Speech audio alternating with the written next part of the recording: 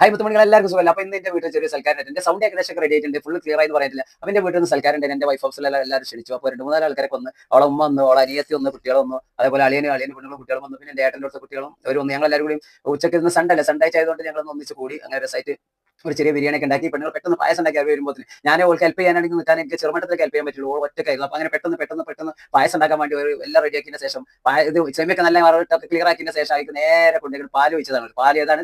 തൈരാണ് ഒഴിച്ചത്.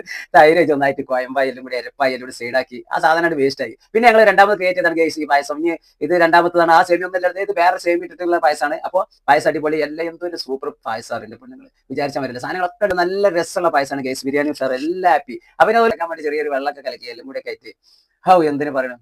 അപ്പൊ എല്ലാവരും ഒരു 4-4:30 തന്നെ എല്ലാവരും വീട്ടിൽ പോയി. അപ്പൊ എല്ലാം കഴിഞ്ഞ ദിവസം ഇത്രയും ബാക്കിയിട്ട് ഗൈസ് വീണ്ടും കുറെ സാധനങ്ങൾ ബാക്കിയാണ്. അപ്പൊ ഗൈസ് വൈഫ് വല്ലാതെ കഴിച്ചിട്ടില്ല. അപ്പൊ ഒന്നുകൂടി ലാസ്റ്റ് ഒരു ഫൈനൽ ഒന്നുകൂടി കഴിച്ചു കൊടുക്കണം.